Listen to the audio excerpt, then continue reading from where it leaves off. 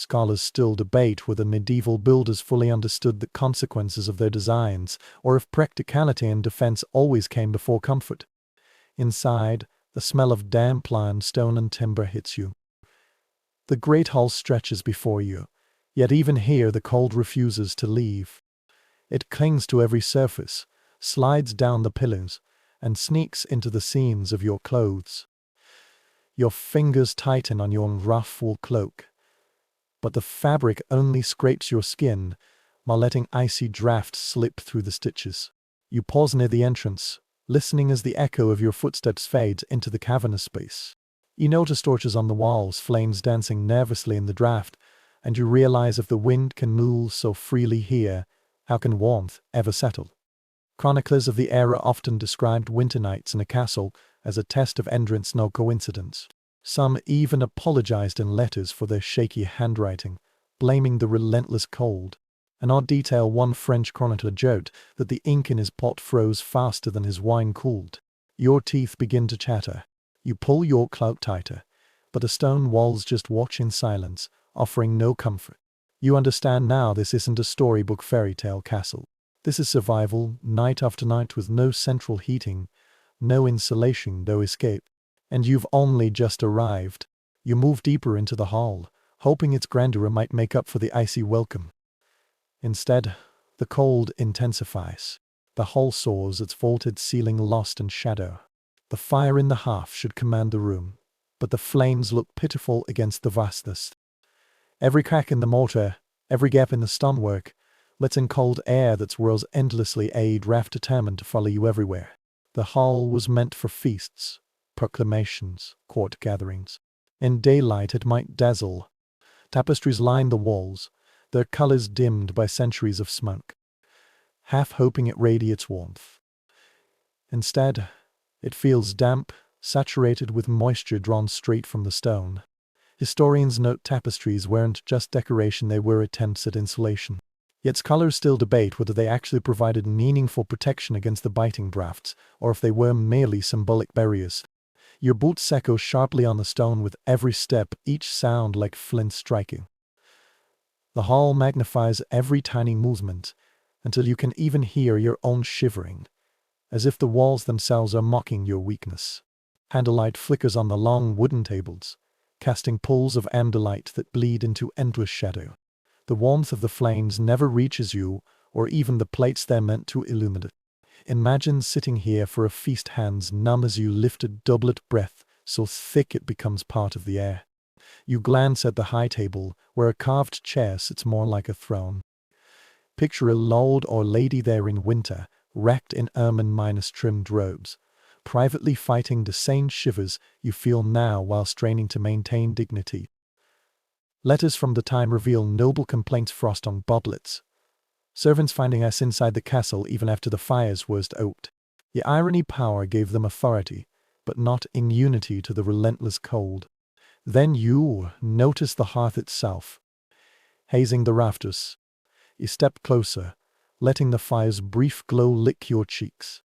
The step back, and the warmth vanishes, swallowed whole by the drafty hall. It's almost cruel, a lone fire like a candle trying to heat a cathedral. Household records mention enormous fuel expenses, wagon loads of firewood, bundles of peat, even dried animal dung. And still, the fires never seemed enough.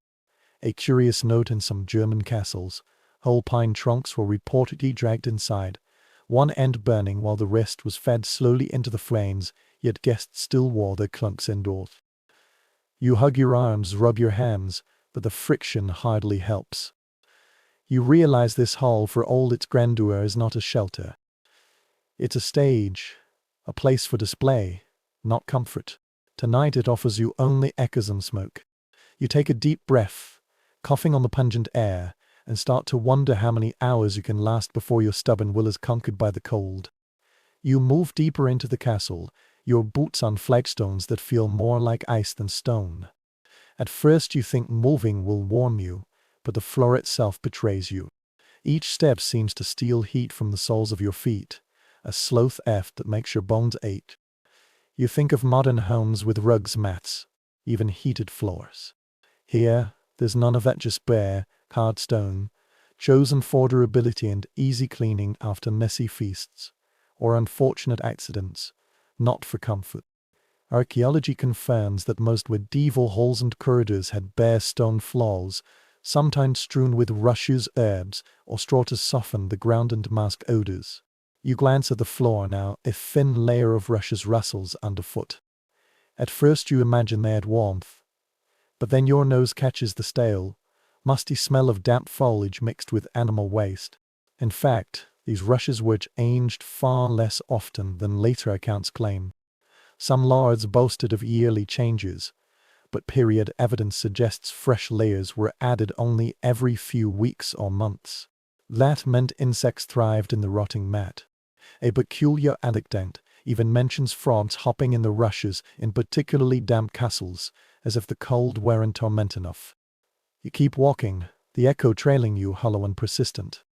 Your ears fill with the rhythmic tap of your boots on stone, and you realize this is the background noise every resident endured, day and night, a reminder of the castle's indifference.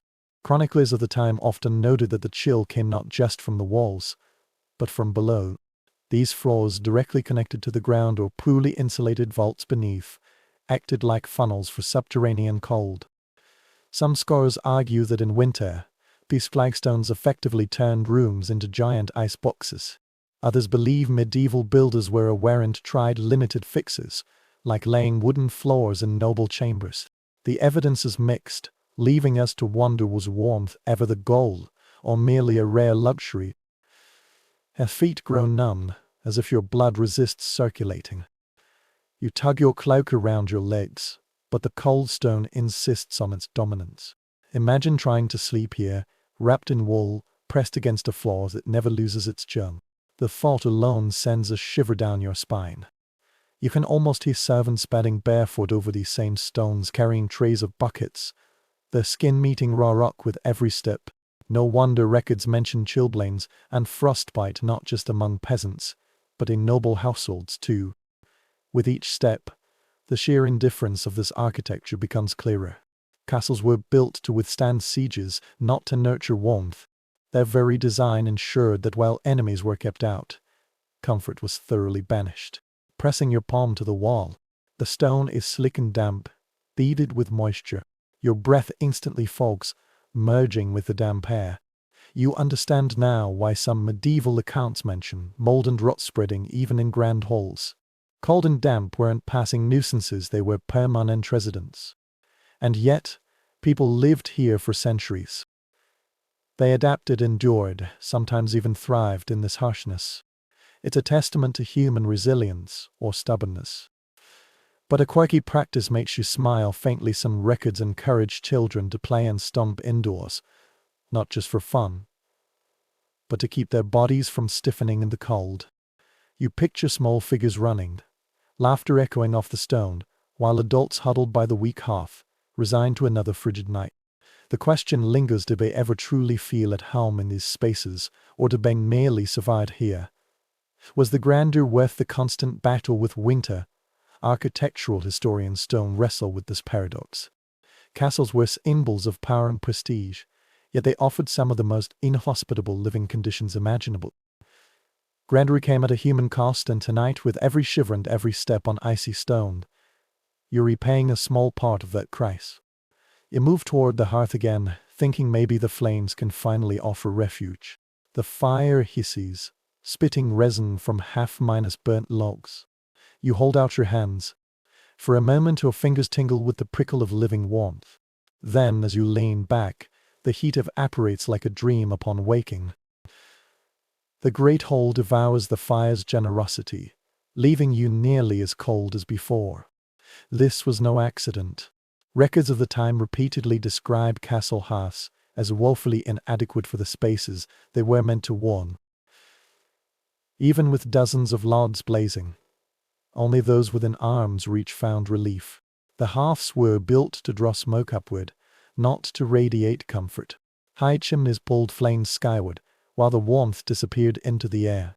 One medieval writer remarked that a hearth seemed to warm heaven more than earth, a biting comment on the futility of domestic fires. You look around, noticing servants hauling bundles of firewood, shoulders bent under the weight. Fuel was a never-mind ascending demand. Wagon loads of oaken beech arrived daily, yet it never seemed enough. In harsher winters, records show noble families rationed fires, prioritizing the Lord's chamber or the chapel. In poorer households, peat bricks or even dried dung became common substitutes. Modern readers might crinkle their noses at the thought, but for many, dung smoke was better than the bone-minus deep chill. A curious anecdote survives from a Burgundian household. A counter-resourceful steward reportedly ordered an entire pine trunk dragged inside, one end burning while the rest was slowly fed into the hearth. The sight was to have been absurd, half a tree swallowed by stone, yet guests, still huddled in their cloaks, unmoved by the feeble warmth. It's the kind of odd detail that sticks in memory, a reminder of the desperation to cheat winter. And the smoke? You cough lightly, your throat stinging from the sharp air even with a chimney. Smoke rarely rose cleanly. Drafts pushed it back into the room, stinging eyes and drawing tears. Many 15th-century letters complain of sore throats and red eyes after an evening in the hole. Some chroniclers claimed constant exposure to smoke damaged lungs and shortened lives. Modern researchers debate the extent was smoke a true silent killer, or just an accepted nuisance of medieval life. The truth remains hazy, like the soot-minus blackened rafters overhead. You look up at the ceiling where centuries of smoke still cling, darkening the carved beams until they look like charred skeletons. The air smells of ash, a lingering perfume that never washes away. Imagine it ending a feast here, trying to taste roast meat, while the scent of burning resin sticks in your nostrils. You glance at the wall torches, they sputter, giving little more light than the hearth, and you realize they had smoke without warmth. You lean toward the fire again, stubbornly holding out your hands. Their skin tightens, stinging with brief warmth. For a moment you imagine relief, but the cold creeps back almost instantly. You understand now why medieval households relied on layers of clothing, not flames. The hearth was symbolic, a focal point for gathering, but never a reliable shield against the night. One scholar compared a castle hearth to a candle in a cave. It gives light, but not comfort. The metaphor feels painfully apt now, yet you can't help reflecting on the irony. These massive stone fortresses, symbols of wealth and rule, couldn't even guarantee their inhabitants a warm night. Their splendor was inseparable from suffering. So use it, feeling the duality of the hearth. Its glow is real, its promise false. The fire answers cheerfully, but you are still cold and unwelcome guest in your own refuge. As sparks float up into the dark flue, you wonder how many generations stared into similar flames, silently praying for dawn to come sooner. You leave the hearthside, accepting that no fire, however bright, will shelter you from the castle's winter grip. Instead, you fumble with the rough wool layers draped over you. The fabric scrapes your skin, stiff from years of wear and incomplete washings. You wrap one clump tighter, add another over your shoulders, but still you feel the cold piercing through, as if the cloth were air cobwebs. Wardrobe accounts make it clear medieval clothing emphasized layering. Linen undergarments next to the skin, then tunics, cloaks, overcoats, hoods. Wealthy lords and ladies owned garments lined with fur, squirrel, fox, even mink if they could afford to flaunt it. Yet for every noble wrapped in costly pelts, there were dozens of servants shivering in worn wool, carrying trays or scrubbing flagstones. Clothing was the first line of defense against the cold, but never the last. You rub your sleeves, hoping friction will bring heat. Instead, you only feel the coarse fibers pricking your wrists. Picture a noble lady at her dressing table, helped by flustered maids, pulling on robe after robe, while the maids themselves shivered as they tightened countless laces. A 14th-century English manuscript details winter attire, praising wool's durability while lamenting its sitch. People still complain that no amount of layering truly defeated the cold. Oddly, some records describe quirky strategies in one Danish household. Men reportedly stuffed dry moss into their boots for insulation elsewhere. Peasants bound straw to their legs like makeshift leggings. These peculiar improvisations make you smile briefly until you look down at your own feet and think moss might be an improvement right now. But beyond clothing lies a debate where medieval people simply more accustomed to the cold. Some scholars insist constant exposure made them hardier. Children raised in unheated rooms developed a natural resilience. Others counter that frequent illness and shortened lifespans tell the true story. The debate remains unresolved, leaving you caught between admiration and sympathy for those who endured such nights without complaint. The air grows sharper, piercing easily through the weave of your tunic. You imagine a knight returning from patrol, removing armor that felt like an iron icebox against his chest. Each ED shared the breastplate, then the mail, each piece stolzer than the last, until only his padded gambeson remained, soaked with sweat and cooling faster than he could dry it. No wonder records mention knights collapsing by the hearth, desperate for warmth, even as smoke stung their eyes. For the wealthy, furs offered some relief. A Burgundian inventory lists dozens of cloaks lined with ermine, sable, even lynx. But furs were heavy, often musky, smelling, and required constant care. Imagine trying to sleep under pelts that still carried the scent of last winter's animals. Not a recipe for comfort. That people clung to them like lifelines. Then there was fashion. In courts across Europe, style sometimes undermined survival. Long trailing sleeves looked lavish but dragged through rushes, soaking up muck. Thin silks imported from the East glittered at banquets, but offered little more warmth than parchment. You realize vanity played its part in the misery of the night too. A lord might impress guests with brocade while privately wishing for a firm Ines-lined cloak stashed in his chamber. You shift your cloak again, your fingers numb despite rubbing. The wool's itch, the weight of the fabric, each extra layer a futile gesture. These are your companions tonight. You understand why chroniclers so often praised spring not just for its flowers and hunts, but for the chance to shed the endless burden of coarse, heavy clothing. As you lean against the damp stone wall, the fabric grows clammy at your shoulders, absorbing the chill rather than repelling it. Your layers are failing, just as they failed centuries ago for countless men, women, and children. These clothes tell a story not of warmth, but of survival. And survival, as you're discovering, was never comfortable. You try to distract yourself with thoughts of food, hoping maybe the idea of a hot meal will drive away the chill. Somewhere in the castle kitchens, a pot simmers, the faint scent of onions and smoke drifting down the corridor. You follow the smell into a vaulted room, its ceiling blackened by centuries of cook fires. A large cauldron hangs over glowing embers, bubbling reluctantly, as if unwilling to give up its heat. The medieval diet was, by necessity, hearty. Bread usually dense. Dark loaves was the base of nearly every meal. If lucky, a thick stew full of beans, root vegetables, and maybe a bit of salted pork would grace the table. Accounts from the time make clear that the nobility rarely lacked calories.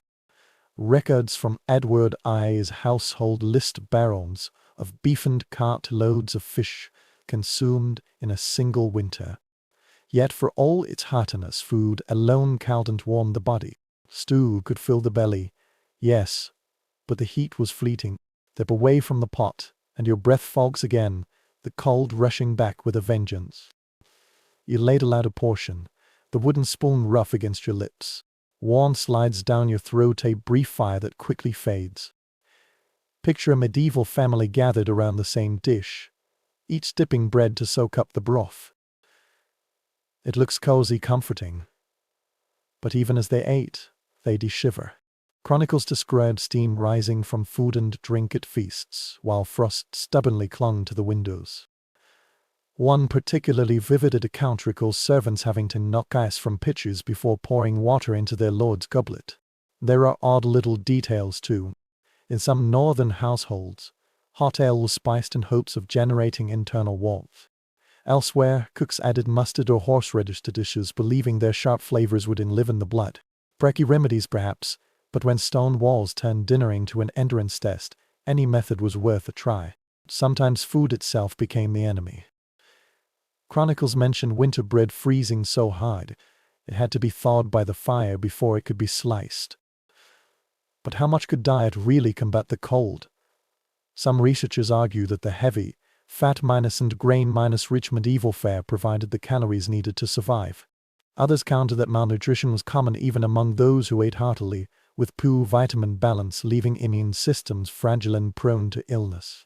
The question hangs like so many aspects of daily life here unresolved. You chew another mouthful of stew slowly. It's thick, earthy filling, but you notice your hands still tremble as you hold the bowl. Imagine sitting at a feast, dozens of courses paraded before you, roast swan, gilded pies, endless wine, and still watching your breath rise like smoke over the table. Nobles might display their power through food, but they never conquered the chill that food can't erase. You picture the kitchen itself in winter cooks, sweating by roaring ovens while apprentices shivered in storerooms, where meats hung frozen stiff on hooks. Some scholars argue preservation was easier under these conditions, nature's icebox, saving the trouble of salting or smoking. Yet even here, the irony remains: the very conditions that preserved food for the household also tortured the bodies of those who prepared it. The stew warms your belly, but only for a moment. Already you feel cold fingers creeping back into your chest and limbs. You realize food, like fire and clothing, is never enough on its own. It distracts, sustains, comforts briefly. But in the relentless cold of a castle night, it offers no lasting relief. As you set the bowl down, the clatter of the spoon fades into the distance. You're left in the half-minus dark kitchen, staring at embers glowing like tired eyes. The warmth is gone, and your body aches with the understanding here survival was never about winning. It was about lasting until dawn. You leave the kitchen, belly heavy from stew, body still chilled, and drift into a side corridor. Here, the walls seem to sweat. Beads of moisture glisten faintly in torchlight, sliding down the stone until they vanish into cracks in the flagstones. The air is damp minus cold, as if you've stepped into a cellar. Every breath carries a faint mustiness. It sticks in your throat, making you cough, a sound that echoes uncomfortably in the confined space. Dampness was the castle's constant companion. Masonry Guild records described how even well-miners built walls absorbed rainwater, channeling moisture through stone of poorer quality. At the breath of dozens, sometimes hundreds, of people trapped inside in winter, and the air itself grew heavy with water. Records mention wooden chests swelling and warping, parchment curling at the edges, boots rotting from being left against walls until spring. You run your fingers along the cold stone, pulling back as your skin meets the slick surface. Imagine trying to dry laundry here. Cloth would never fully dry, only absorb more of this damp chill. In fact, some accounts describe laundry frozen stiff on outdoor lines while indoors it mildewed. Medieval castles were paradox environments, in many ways cold yet damp, drafty yet airless. Some odd details might make you raise an eyebrow on a 15th-century household record. Herbs like lavender and rosemary were scattered in rooms not just for fragrance, but because they were believed to absorb dampness. Whether it worked is uncertainly beat mildew. Another curious note from a German inventory mentions buckets of quicklime stored specifically to combat damp in storerooms. One can picture stewards pacing anxiously, watching water seep across floors, sprinkling lime like desperate exorcists. But damp brought more than discomfort. Some medical historians argue these damp-chill environments aggravated respiratory illnesses. Chronicles of the time mention winter fevers and heaviness in the chest tones that might hint at bronchitis or pneumonia. Others suggest dampness helped spread lice and fleas, which thrived in moist, strong fabrics. However, some insist the cold air itself may have slowed bacterial growth, and that the real culprits of disease were poor nutrition and sanitation. The truth remains obscured, like the fog of your own breath before you now. You keep walking, your boots slipping slightly on patches of green moss growing on the flagstones. Imagine the servants tasked with scraping away these slick invaders, knowing they'd return after the next rain. The chill here is different from the drafty cold of the Great Hall. It's deeper, seeping into your chest like a wet cloth laid over your lungs. Consider a noble trying to entertain guests under such conditions. Tapestries hung to cover water-stained walls, heady curtains drawn over drafty doorways. Their fabric weighed down by damp. Even beds were unspared. Straw mattresses grew moldy, leaving sleepers tossing in damp discomfort. Letters from noble women complain of opening chests after damp seasons to find gowns speckled with mildew. You can almost hear the sigh of a tailor trying to wash away stains that never fully disappeared. And yet, people adapted.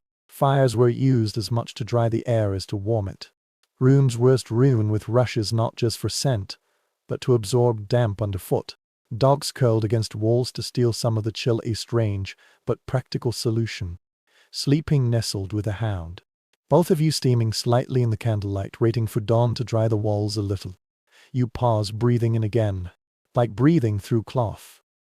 Vanny with sweat though you're not at all warm. You realized amp isn't just an inconvenience, it's an enemy. It's app's vitality, seeping into clothes, bread, bedding, lungs. No fire or feast can truly banish it.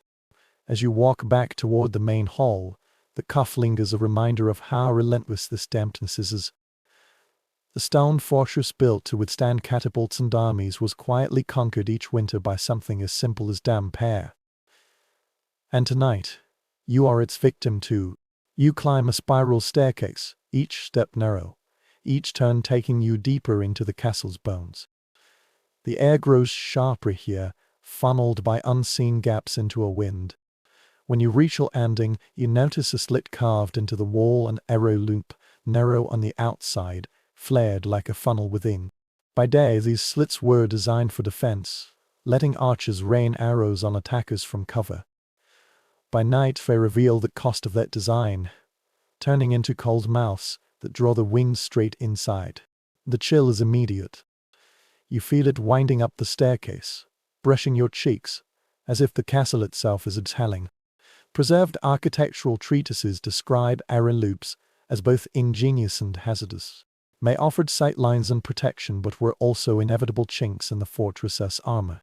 Some modern researchers even argue that their sheer number turned castles into glorified wind tunnels in winter. Others counter that many loops were covered with tapestries or shutters when not in use. But the surviving evidence is inconsistent, leaving the question hanging. Airing out. Beyond is lit, the night sky stretches, cold stars glittering in the frost. Far below, the land sleeps under a brittle crust of ice. The wind howls past, bringing with it the scent of pine smoke from village hearths. That smoke rises from cottages that are, ironically, likely warmer than the grand fortress you stand in now. The air whistles through the slit, a sound easily mistaken for a ghost's sigh. Travelers of the time sometimes described these noises in letters, insisting they heard the whispers of uneasy spirits through the castle walls. Whether they believed it or weren't merely joking, the sound remains unsettling. Your fingers trace the edge of the slit. It's rough, cold. Picture an archer here, bow in hand, squinting into the snow while his body shakes uncontrollably from exposure. Accounts of sieges often mention guards falling to the cold before arrows could strike them. A quirky anecdote survives from a Scottish stronghold. Archers were said to stuff shredded wool or moss into arrow loops at night to mute the howling drafts. Whether it really worked or was just wishful thinking, you can imagine the desperation behind the attempt. You retreat into the stairwell, only to find the draft follows. It pierces your cloak, twines around your ankles, slips into your hair. The sound, low, mournful, ceaseless, becomes part of the night's soundtrack. Here lies a question scholars debate. Did medieval builders underestimate the problem, or did they consider it a necessary trade minus off? Some argue castles in milder climates suffered far less, while northern fortresses endured relentless winter torment. Surviving ruins don't tell the full story, leaving us with guesswork and goosens. You descend again, the wind still trailing you like a shadow. Down in the hall, you notice servants trying to shutter arrow loops with wooden boards, their hands clumsy with cold, the wood groaning but never fully sealing. A candle near an opening flickers wildly, the flame bending as if bowing to this unseen guest. A servant mutters a curse, pulling the shutter tighter, but the air still seeps in. This was the reality. However grand a fortress, nature always found the cracks. Picture yourself later in bed, draughts skimming over your face like thieves in the dark. Even with bed curtains drawn, the air would find you, freezing your nose and ears until sleep felt impossible. The slit so effective in battle became your tormentor in peace. You step away from the wall, hunching your shoulders, pulling your cloak close. The sigh of the arrow loops only slightly fades, never quite leaving your ears. You think of how these wind-whispers have echoed for the castle for centuries, unchanging, relentless, reminding every resident that defense came at the cost of warmth. Tonight, that cost is yours to pay. You return to the hall, where firelight and the unsteady glow of torches make shadows tremble. At first glance, the flickering should promise comfort. But standing within their circle, you realize they betray you. The flames dance, tons of orange leaping upward, their heat so localized it seems to vanish before it touches your skin. But it does nothing to touch the cold. Household records make it clear castles consumed staggering numbers of tallow candles and pitch-dip torches. 1/15th century English manor account notes, nearly 30,000 candles purchased in a single winter. Yet the paradox remains, all those burning lights barely improved anyone's warmth. Candles were for illumination, not survival. You imagine the master of the hall roaring orders in the dim torchlight, his breath visible even as flames lined the walls. Your eyes adjust, and you notice how uneven the light is, bright as a beacon around sconces, while most of the room drowns in shadow. This patchy illumination even made familiar rooms feel haunted, corners seeming to stir with imagined movement. Chroniclers often describe guests mistaking shadows for ghosts, an impression strengthened when smoke curled into wraith-like shapes. There's even a Burgundian anecdote: a guest stumbled in the dark, convinced a shadow was a thief. The thief turned out to be his own elongated shadow cast by unsteady flames. You rub your arms, realizing torches bring more smoke than comfort. The smell is sharp, acrid, seeping into fabric until cloaks reek of pitch. Eye-stained lungs protest.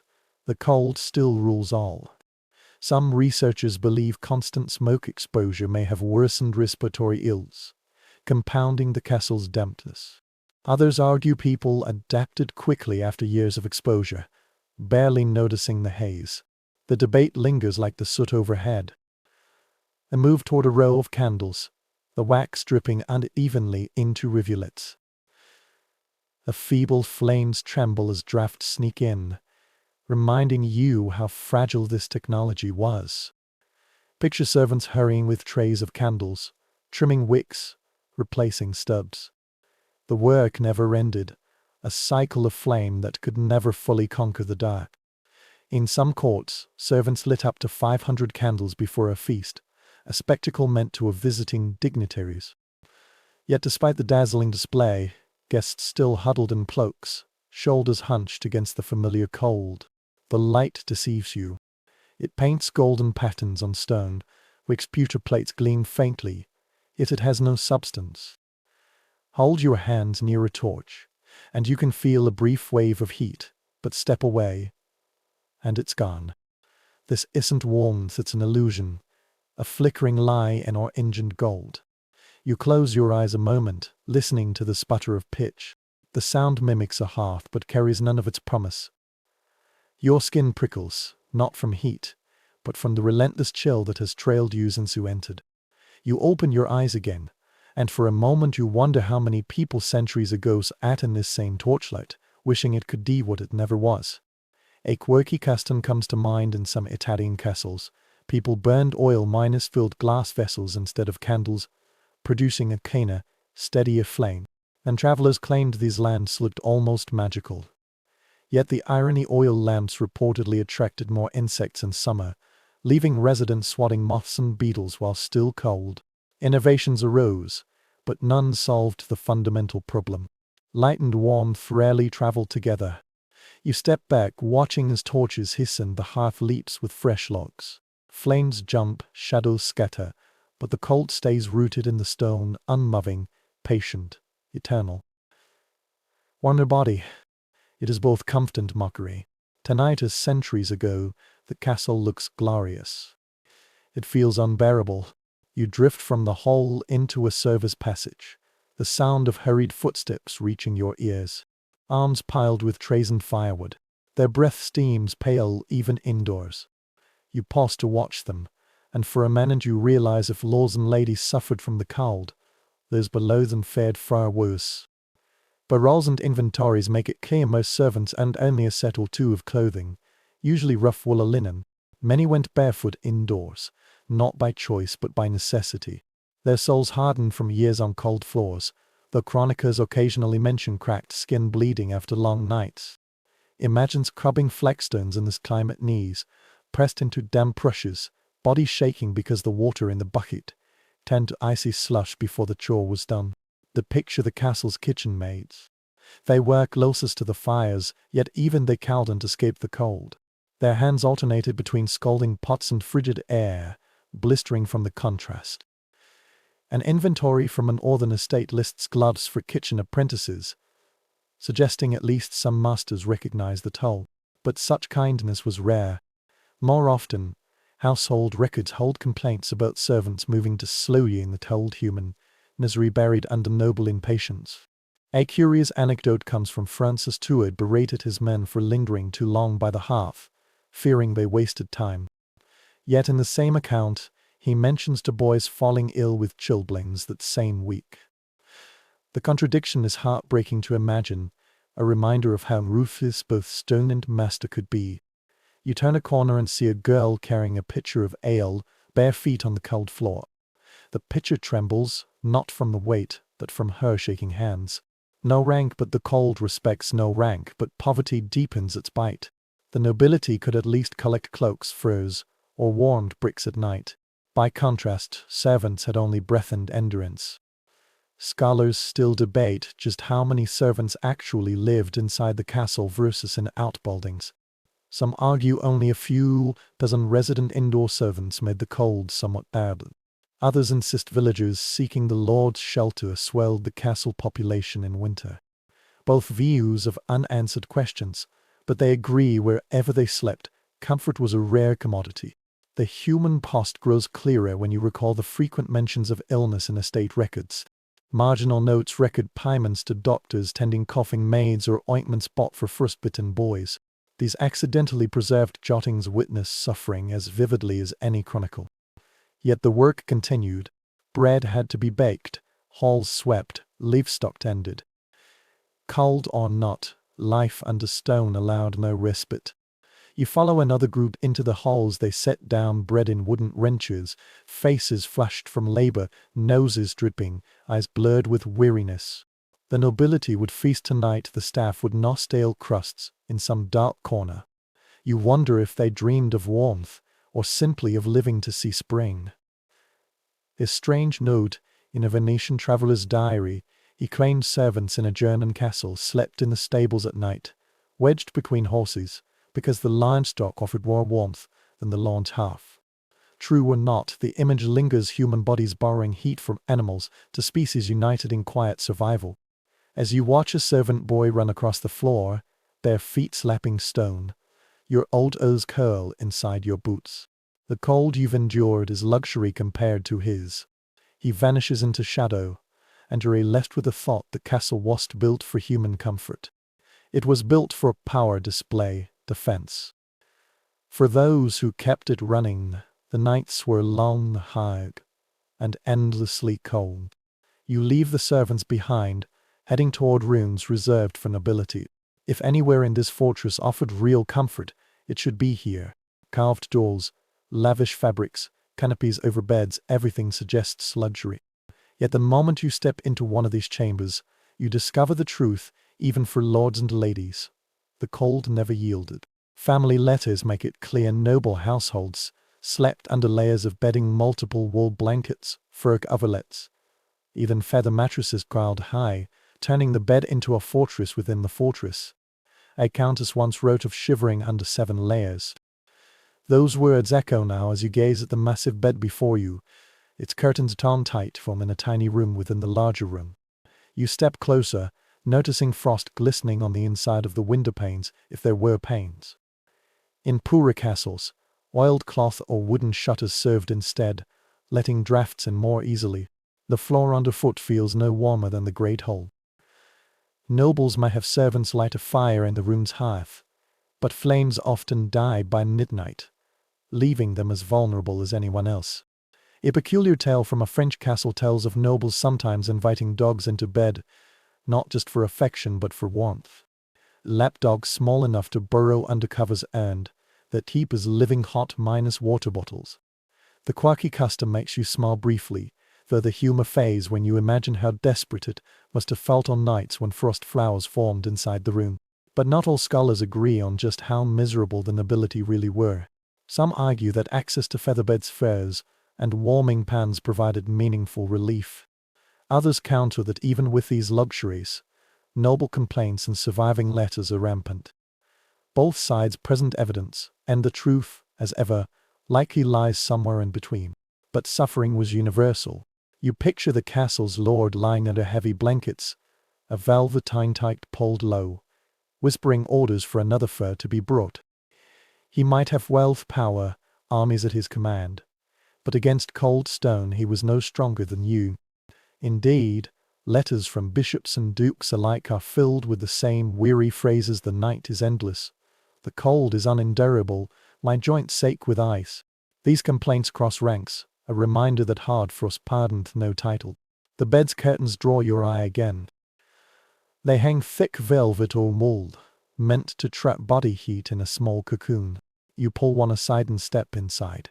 The air is slightly stiller here, but even in this enclosed space, the chill lingers. Your hand brushes over the mattress stuffed with straw and feathers. It dips unevenly, and you imagine how lumps would press into a sleeping noble's back. Comfort, even for the privileged, was always imperfect. A strange record mentions some nobles preferring to sleep sitting up, propped with pillows, because lying flat made them feel colder. Whether this was due to drafts or superstition is uncertain. What's sure is that sleep was rarely restful. Chronicles describe lords waking repeatedly to stir the fire or call servants to place cloth miners wrapped hot stones in the bed. Such nightly interruptions were hardly restful. You sit on the bed's edge briefly, your breath curling like smoke in the enclosed space. You picture lying down, pulling up the layers, still feeling the air gnaw at your cheeks. The illusion of privilege shatters now. The room may bruised tapestries, gilded candlesticks, servants waiting outside the door, but the essential truth remains: the castle itself is indifferent, and even its wealthiest residents must beg for scraps of want. You rise again, retreating into the room. The silence weighs heavy, broken only by the faint scratch of wind at the shutters. The grandeur feels hollow now, a shell of wealth unable to command a force that doesn't care. You realize that in this place, every night is a negotiation with the cold, a negotiation in which even kings and queens rarely win. You leave the noble's chamber, drifting toward a smaller room where guest beds line the walls. Here, the truth of medieval castle sleep becomes harder to ignore. At first, the straw mattresses look inviting, raised platforms with a cloth covering. Yet the moment you sit on one, you understand why so many chroniclers complained. The straw shifts unevenly, forming lumps that dig into your back. Worse, you feel movement underneath. Tiny, scurrying legs remind you this bed is already occupied. Archaeological digs have revealed preserved bedding from the period embedded with lice, fleas, even bedbugs. Medical texts of the time warn readers of night crawlers causing itching, rashes, even fevers. These weren't minor inconveniences, they were accepted realities of castle life. No amount of layered clothing or furs could fully drive them off. Servants beat the mattresses in the morning, but infestations always returned, thriving in the damp and dark. You scratch your sleeve instinctively, as if the knowledge alone summons them. An anecdote from a nodal household in Paris describes a guest who insisted on sleeping in his cloak, boots, and all his clothes to avoid direct contact with the bedding. He left the next day, declaring he'd rather face wolves outside than the lice in the bed. Exaggerated or not, the complaint resonates in your bones as you feel the mattress crawl under you. Historians continue to debate: was this infestation universal or exaggerated by disgusted travelers? Some argue noble households changed straw frequently, perhaps every few weeks. Others counter that purchasing records suggest less regular changes, leaving beds unchanged for months. The truth remains hidden in fragments, but tonight, you know which version you believe. You lie on your side, the cold rising from the mattress itself. After all, straw isn't an insulator. It absorbs dampness, compacts quickly, leaving pockets of chill that creep through blankets. Imagine trying to sink into sleep while fleas-biting drafts wander under the covers. No wonder medieval medical writers prescribed herbs like wormwood and phlegm and as banishing mint to be scattered in bedding. Whether they worked is uncertain, but the scent at least might have masked the mildew. You picture servants dragging fresh straw up narrow stairs, arms scratched and ditching by the time they finish. Even then, relief was temporary. An account from a 15th-century Welsh castle complains that fleas returned before the hearth cooled. The inevitability of infestation became part of life, a nightly torment no velvet curtain could hide. Odd little details bring the reality closer. A traveler's diary from Spain mentions guests sometimes bringing their own bedding, preferring familiar pests to unfamiliar ones. Another record describes visitors demanding to see the straw changed before they lay down, a request likely ignored once the steward turned his back. You can almost hear the muttered curses of weary servants forced to scatter herbs again, knowing it wouldn't change a thing. You shift on the mattress, feeling how little comfort it offers. Your shoulders ache from the lumps. Your skin prickles with imagined bites, and the cold wraps around you as if the bed itself conspires to keep you from rest. You understand now why an oval bed curtains were drawn so tight privacy. Yes, but also a desperate attempt to create a cocoon where insects and drafts might be slightly less rampant. You lie still for a moment, breathing in the musty air, and then it hits you. Sleep here wasn't about restoration. It was about compromise. Every hour gained was a bargain struck between exhaustion and discomfort. The people who lived in castles endured that bargain night after night, year after year, until it simply became the rhythm of life. Finally, you rise from the bed, brushing stray straw from your cloak. The crawling sensation lingers on your skin. The phantom itch won't fade soon. Behind you, the mattress waits for its next victim, as indifferent as the stone surrounding it. Lunch was never the castle's gift, but offered protection, prestige, endurance. It never offered a good night's sleep. You step away from the strong mattress, swimming your arms as if the crawling feeling still clings. Across the room, another bed waits, its frame hung with heavy linen sheets and coarse wool blankets. You pull back a corner and immediately notice the texture rough, stiff, scratchy enough to chafe your knuckles. This was the constant companion of medieval sleep. People living in castles didn't slip into soft wool sleepwear or smooth cotton. They stripped down to linen shirts, or shifts garments that might feel breezy in summer, but turned icy against the skin in winter. Wills and household inventories confirm linen was the foundation of the medieval wardrobe. It absorbed sweat and oils, acting as a buffer under heavy wool. Yet its thin weave made it a poor defense against a cold night. You pull the shift over your head, feeling how quickly the fabric leaches away what little warmth you've built. The fibers itch, seams rub, and you shiver as if wrapped in frost. Quirky details about medieval sleep habits survive in letters and poems. Some nobles preferred to sleep in multiple layers, even in bed-long tunics, cloaks, fur-lined slippers. Others were guided by superstition, believing sleeping naked let the body breathe more freely. Picture it: in one room, a man snores under multiple layers; in another, a woman lies bare under the covers. Each convinced their method was best. The contrast is almost comical, though both likely suffered equally. Modern researchers still disagree. Did medieval people truly think of beds as places of rest, or more as nightly ordeals? Diaries suggest restless tossing, constant disturbances, and rising early out of necessity.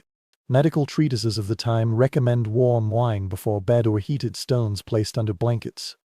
The advice confirms what the evidence shows: cold was as troublesome an enemy as lice or drafts. You lie back for a moment, the linen shift clinging unpleasantly to your skin. The wool blanket above scrapes like brambles. Imagine trying to sink into sleep with such textures pressing on every inch of you. No wonder songs of the era often mention prayers for warmth. An old French rhyme asks angels to wrap children in their wings, a poetic call for insulation when blankets failed. There are anecdotes too. In some castles, servants were said to wear the noble's clothing by day to warm it, returning it to the master filled with the faint heat of their own bodies. One can only imagine the mix of gratitude and discomfort such an arrangement caused. Elsewhere, accounts mention nobles keeping geese in chambers, cocking their feathers gradually to stuff pillows while the birds themselves acted as living heaters. Whether entirely accurate or not, these details reveal a desperation both resourceful and absurd. The debate about comfort continues. Did nobles truly think their linen shifts were enough? Or did they simply endure for lack of alternatives? Some historians argue that layering cloaks over bedding provided significant warmth. Others believe the weight was more oppressive than comforting. The uncertainty lingers like the persistent itch of wool on your shoulders. You picture lying there through the long winter night, the linen shift damp with sweat where it met the cold, the blanket heavy but insufficient. Your breath would mist above you. Every exhale proved the air inside your bed remained icy. And every time you turned, the sheet would slip, letting a draft snake over your skin. Sleep in such conditions wasn't about rest. It was about surrender. Finally, you get up, peeling the garment off your body. It clings stubbornly before releasing, leaving your skin clammy. You toss it onto the bed in disgust, realizing even the simplest comfort says oft shift, a warm blanket whirl upsheries this castle Calden Grant. The people who lived here slept with hardship every night, their rest as coarse as the fabric on their skin. You rub your arms against the chill, your eyes drawn again to the heavy curtains hanging around the bed frame, their folds draped from the canopy to the floor, enclosing the mattress like a room within a room. At first you imagine luxury velvet, brocade, silk. But when you step close and touch them, you feel the truth. The fabric is thick, yes, but also stiff, the hands damp, the edges frayed with moth bites. The curtains sway faintly, pushed by some draft that still manages to slip inside. Inventories and estate records confirm bed curtains were major items in noble households. They acted as privacy screens, status symbols, and practical barriers against drafts. Wealthy families invested heavily in them, sewing them from wool, linen, even imported dyed minus rich fabrics. Yet for all their cost, their effect was limited. The curtains trapped breath and body heat, but they also trapped dampness, leaving the air stale and clammy by dawn. You draw the curtains aside and step inside. The air is stiller, cut off from the rest of the room. At first it feels reassuring, like being wrapped in a cocoon. But soon you notice a faint mustiness. The layered fabric itself seems to press the cold closer rather than keep it out. Picture lying here, nose cold, the ears stinging, while the curtains stir slightly as wind moans through the shutters. Odd details emerge from chronicles about such beds. In a Flemish account, a guest described water beading on the inside of the curtains freezing, leaving frost-like lace on the fabric by morning. Another tale tells of a servant slipping into the Lord's chamber to light a candle and finding him buried under layers of furs, the curtains drawn so tight he looked like a body in a shroud. The image is eerie, yet it perfectly captures the desperation of a winter night in a stone room. Scholars still disagree on how effective these enclosed spaces really were. Some architectural historians argue they created a true microclimate, raising the temperature a few degrees. Others believe constant drafts and breathable materials made them almost purely psychological comfort. Without thermometers, medieval people could only go by their own bodies, and their endless complaints speak volumes. Your fingers brush the fabric. It feels cold, as if it has absorbed the essence of the stone. You try to imagine sleeping in this enclosed space. The curtains might block a stray draught, but the air inside would grow heavy quickly, stifling, and if you shifted in the night, you'd open a gap, letting a cold breeze slip in like an unwelcome finger. Associated with these curtains were peculiar customs. In some noble households, guest beds were provided with curtains already drawn, a gesture of courtesy that also ensured servants cowed and peak. Elsewhere, curtains became stages for superstition. Prayers were stitched into their hems, or small relics pinned in the folds, hoping to ward off illness. The strange inventory even lists frost-minus charms hidden in the lining. Whether these worked or not, the faith invested in the fabric shows how fragile comfort was. You stand in the dim enclosed space, your breath fogging in the half-dark. The air feels stagnant, heavy, damp with a wetness that sinks into your lungs. You realize warmth here was never pure. It was always mixed with mildew, the stale smell of unwashed fabric, the faint scratch of moth-nibbled edges. A cocoon. Yes, but one that promised suffocation as much as shelter. You push the curtains aside and step back into the larger room. The draft greets you at once, a cold hand brushing your cheek, and oddly you feel relief. Better the honest chill of open air than the false comfort of a fabric prison. You glance back at the swaying curtains, and you understand why noble letters complain so often the bed should have been a refuge. But even wrapped in expensive cloth, it could never escape the truth of the stone. You leave the stifling curtains behind and wander toward the hall again. Tonight happens to be a feast night, or at least the castle pretends to celebrate. Long trestle tables stretch from one end to the other, groaning under platters of roast meat, wooden boards of bread, and jugs of ale. Candlelight spills a wavering glow over the scene, and the air is thick with the smell of spiced wine and dripping fat. At first glance, this should feel warm.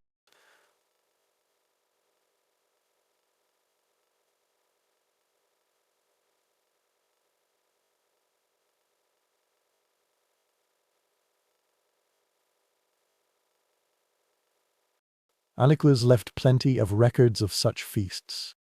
They tell of whole roasted balls, pie stuffed with birds, even dishes gilded with gold leaf to guests. Yet nearly every description also mentions frost visible on the walls, or diners breathing fog as they raise their goblets. Archaeological evidence even shows some castle dining halls had drains built right into the floor for washing away spilled wine and food, an efficient system that also let icy air and dampness seep upward all night. You scan the halls, seeing guests wrapped in cloaks, even as they notch in legs. Their laughter rings out, but their shoulders are hunched. Their fingers twitch between bites, seeking warmth. You notice a servant hurrying past with a steaming bowl of stew. The vapor rises beautifully but vanishes on contact with the air, swallowed whole by the cavernous draught. A curious detail survives in a 15th-century German poem. It describes a feast where the Lord apologized to guests because icicles hung from the rafters above them. They didn't cancel the feast, they carried on, drinking hot wine, trying to ignore the obvious. The poet writes with dry humor, "We feast under winter's teeth." Exaggerated or not, the detail makes you glance upward now, half expecting to see the same glistening stalactites overhead. But how much did these feasts really distract from the cold? Some historians argue that alcohol, noise, and companionship provided enough psychological warmth to overcome discomfort. Others remain skeptical, pointing to nobles' constant complaints even mid-minus feast, their fingers stiff on knife and fork. The debate continues, but tonight you can see both sides. The laughter is genuine, yet every chuckle sends a plume of foggy breath into the air, like smoke from a chimney. You take a sip of spiced wine, its aroma filling your nose. For a moment, it burns warm down your throat. Then, almost mockingly, the heat evaporates, leaving you no warmer than before. Across the table, a woman sneezes into her sleeve. Another coughs softly. Both are reminders that such gatherings often spread illness faster than joy.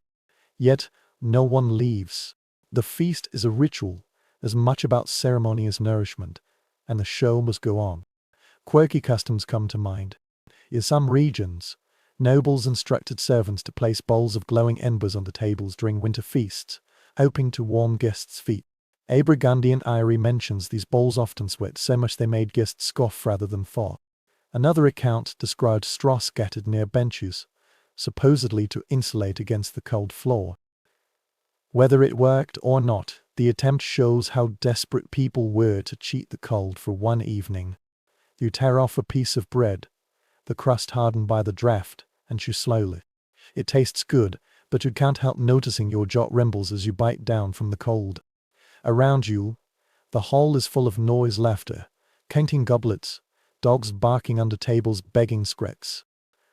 The scene is vibrant, yet underneath runs a steady undercurrent, the moan of wind through arrow loops, the faint whistle of a draft along the stone floor.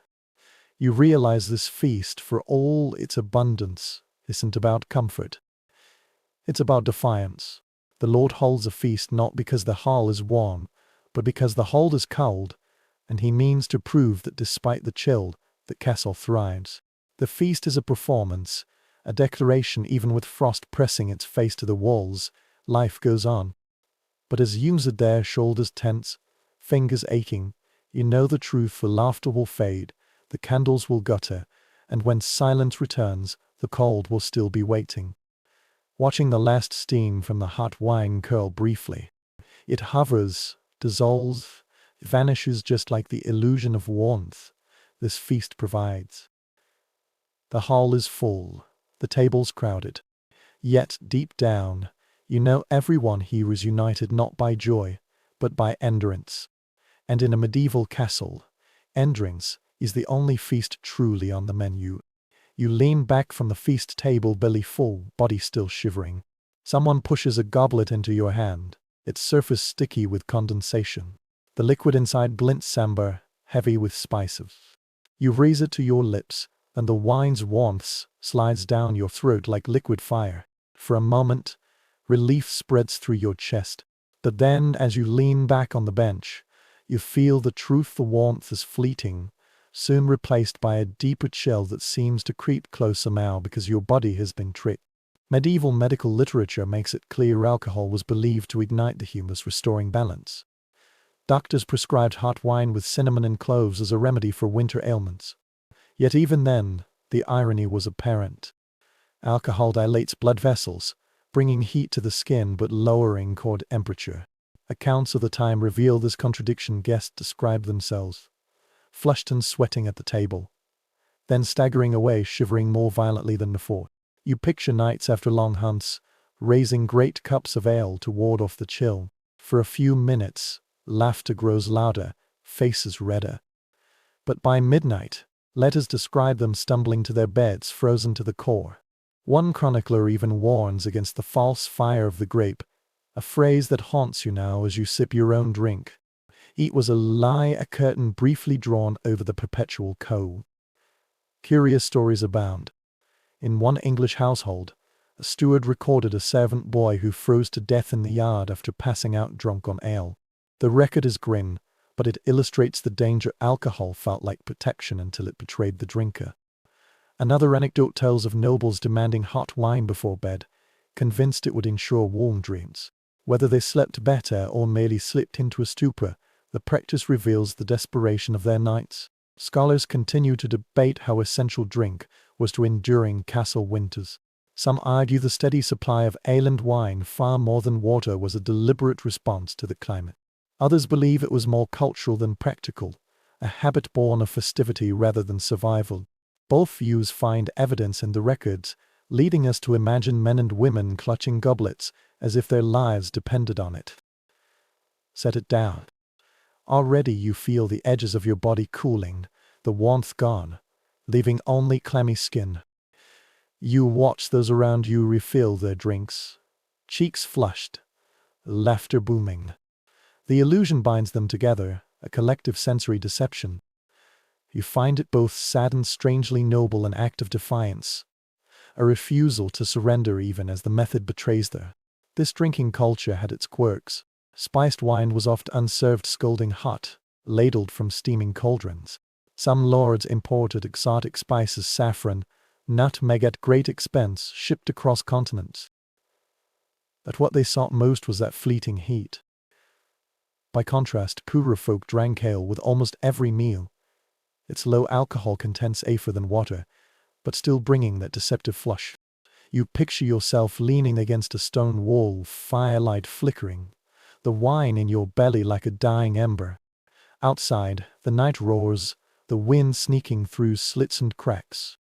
You understand now why so many medieval songs and poems praised wine as salvation. This wasn't just merriment, it was the drama of survival.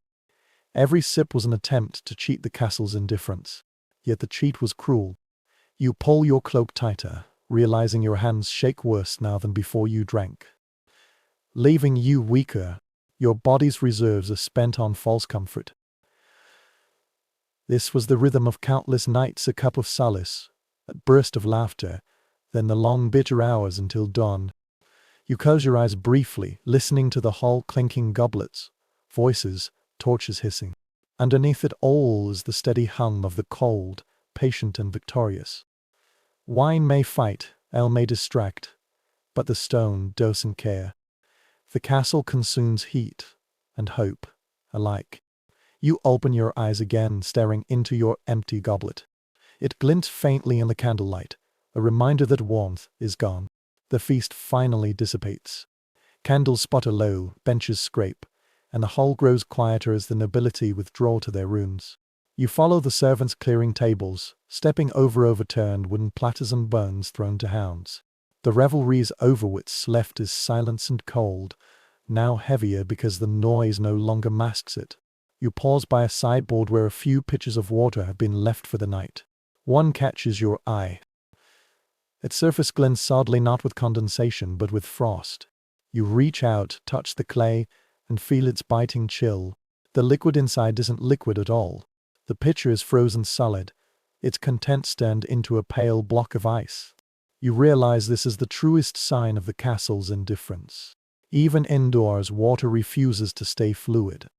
From such details. A noblewoman in York complains in midwinter the water jug in my room cracked from the frost.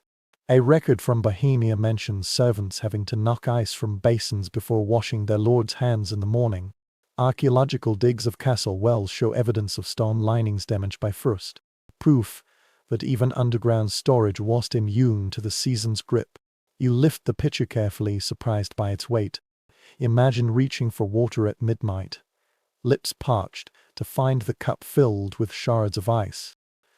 Chronicles mention people having to suck snow indoors, an absurd yet plausible image. A curious tale from Burgundy tells of a guest who demanded wine at night, insisting frost cannot seize the vine. He woke to find even his goblet stiff with frozen dregs. Scholars debate how common this freezing was. Some argue only northern castles suffered such extremes, others point out even southern fortresses reported frost on the inside of windows. The cell miners called Little Ice Age may have made winters harsher than many imagine. The exact extent is still contested, but the testimony of frozen pitchers remains as a cold reminder. You set the pitcher down, breathing on your fingers, watching your own fog coil in the light. Water turns to ice. Fog. Even your body seems determined to betray you. You understand now why hot drinks were so precious at night, why spiced wine and mulled ale weren't just luxuries. They were necessities. The only escape from the disgrace of a frozen water jug. The silence in the hall grows denser. You hear only the faint creak of shutters pressed by wind, the occasional whine of a dog settling by the dying hearth. You picture noble households crawling into their curtained beds, servants curling up on strop ads, everyone hoping morning comes before thirst does. Scattered documents note taunt survival tricks. Some families dropped heated stones into water buckets to keep them liquid overnight, though by morning the stones cooled and ice reclaimed them. Others wrapped jugs in blankets, a picture both practical and absurd, swaddling clay pots like infants. Writing, these jugs are better wrapped than babies. Still, the attempt speaks volumes. You glance once more at the frozen pitcher. Its surface glints in the failing candlelight. A cruel reminder even the simplest human need water was a struggle here.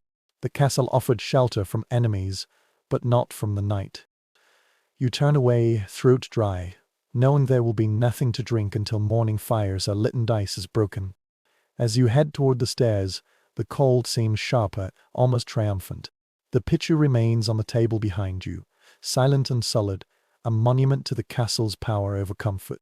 And you, like every soul who lived here centuries ago, are left to endure a long night of thirst in a place where even water doesn't flow. You climb the stairs again, this time upward toward the rooms where servants sleep. The passage narrows, the air grows keener, your breath echoing in hollow puffs. When you push open a small door, you enter a low attic, strop allets spread across the floor. The first thing you notice isn't the sound, but the silence broken only by muffled coughs and the soft rustle of bodies pressed together. The second thing you notice is their hands, fingers cold tight, knuckles red, some with the pale blotches of chilblains. Estate records make it clear chilblains and frostbite plagued the lower classes in winter. Physicians of the time described red sores on toes and ears a gentle phrase compared to the reality of cracked, swollen flesh. Archaeological studies of skeletal remains reveal signs of repeated cold exposure, damage etched into bone long after flesh vanished. Tonight, looking at these sleeping figures, you realize those findings aren't abstract. They're embodied in the hunched forms of weary servants. A boy turns in his sleep, pulling a tattered blanket higher. The cloth is too thin, edges frayed. You see his toes peeking out, chapped in the air. Imagine waking to fingers too stiff to carry trays or polish armor. Yet they did. Letters from noble households mention boys dismissed from service for being too stiff. The casual wording shows how common the problem was. Found disabled, but the work went on. There are odd and sometimes tragic anecdotes. A story from a Bavarian castle describes a maid whose fingers blackened in a harsh frost. The mistress didn't dismiss her but set her to tending the fire, believing heat would restore them. Instead, the girl lost several fingers within weeks. Another record mentions servants wrapping their feet in layers of rags, so thick they could barely walk, but the cold still gnawed through. Scholars still disagree on how widespread these injuries were. Some argue they were occasional, exaggerated in stories meant to elicit sympathy or drama. Others believe they were endemic, part of the invisible cost of medieval winter. Both positions have evidence, but the sight before you now, pale hands, coughing children, meant you lean toward the harsher view. You notice a dog curled among the servants, its for a patch of warmth in the straw. A boy beside it presses close, sharing breath with the animal. The image echoes a quirky practice mentioned in chronicles. Peasants and servants soft and slept beside livestock for warmth. Calves, dogs, even pigs shared rooms. Their body heat was a treasure no fur cloak could match. The arrangement may sound crude, but survival often was. The attic smells saw damp straw, unwashed clothes, a faint mildew. Was only one danger. Infections spread easily in these conditions. Medical texts of the time mention rotting linens as a dreadful outcome, and you understand why. Without antibiotics, even a blister could fester into something fatal. Yet life went on anyway. You see a girl sit up briefly, rub her hands, then lie back down with barely a groan. The resilience is startling, a quiet acceptance etched into these people by necessity. They endured because there was no choice. You pull your cloak tighter, but the image of those hands and feet stays in your mind. Every shiver you feel now, every numb fingertip, is only a faint shadow of what they endured night after night. The castle kept them safe from raiders, yes, but at the cost of frostbitten flesh. You retreat to the stairwell, leaving the attic behind. The coughs linger in your ears, the picture of red knuckles etched in your mind. The night continues, and you carry the knowledge cold washed, just uncomfortable. It was cruel. It carved itself into bodies as surely as a chisel into stone. You descend from the attic, thoughts heavy with the image of frostbitten hands. As you walk along the narrow passage toward a small door set in the wall, the air grows colder. You push the door open, and a sharp, icy gust hits you in the face. This is the castle's toilet, an architectural marvel for its time, but a nightly torment for anyone who had to use it. The room is little more than a stone niche projecting from the wall, a wooden seat built over a vertical shaft. You step closer and hear the faint howl of wind spiraling upward. The opening below leads straight down a chute, sometimes connected to the moat or a pit beneath. In summer, the smell alone would drive you away. In winter, the problem is worse. Cold climbs the shaft like a predator, icy drafts swirling through the opening, biting whoever sits above. Accounts of the time often mention the misery of these toilets. An English noble once wrote to his steward complaining, "The seat itself is frosted." Another described the feeling as sitting on winter's teeth. Archaeological evidence of toilet shafts confirms their openness to the elements. However cleverly designed, they were enemies for cold. You sit down carefully, cloak crept tight. The wood feels like iron against your skin. Within seconds, your legs begin to tremble, not from strain, but from exposure. Imagine enduring this at midnight, half minus asleep, body vulnerable. The thought alone makes your stomach twist, as if thirst or hunger were better than this ritual humiliation. Anecdotes abound. In a German castle, servants were said to warm the toilet seat with heated bricks, before the lord used it, a gesture of loyalty as much as mercy. In Scotland, a chronicler described a guest who refused to use the toilet in winter, demanding a chamber pot by the bed instead. The pot froze solid before morning, forcing servants to chisel out its contents with an iron rod. Scholars aren't sure how often toilets were used at night. Some argue chamber pots were the norm after dark, with toilets reserved for daylight. Others believe nobles, especially in larger households, insisted on the architectural facilities regardless of the hour. Both explanations of evidence, and tonight you can understand why the debate persists. Both options were equally miserable. You glance at the wooden door. Its planks warped, unable to seal the room from drafts. Wind whispers through gaps, carrying the scent of damp stone and worse. You understand now why servants dreaded this duty: emptying, cleaning, maintaining. It was just filth in winter. It was unbearable. Yet it was necessary. Nature respected neither castle nor king.